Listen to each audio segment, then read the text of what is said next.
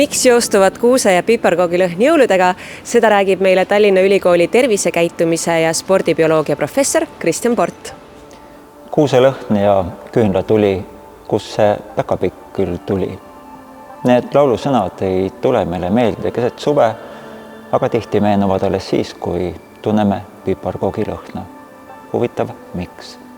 Pane korraks silmad kinni ja nüüd tee lahti. Ja sinu ümbruses on maailm täis detaile, mida sa oskad nimetada ja täpselt kirjeldada. Tegemist on väga keerulise kõrgema närvitegevuse protsessiga, milles silmadest tulevad närvisignaalid seostatakse mäluga sind ümbritsevat maailma seletavaks pildiks. Loomadel on nägemisväljas vähem informatsiooni.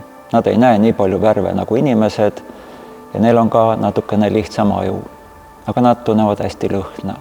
Ja kui nemad maailma tunnetavad, siis nende lõhnataju on seotud otse vahetult mäluga ja emotsioonidega, ilma kõrgemate seletusmehhanismideta. Ja nemad näevad samasugust pilti nagu meie silmadega, aga ilma sõnadeta.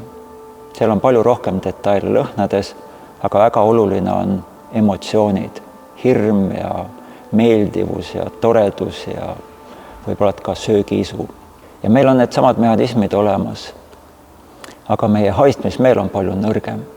Me ei suuda hästi eristada lõhnu, mis asuvad piparkoogi lõhna sees, aga me tajume emotsioone.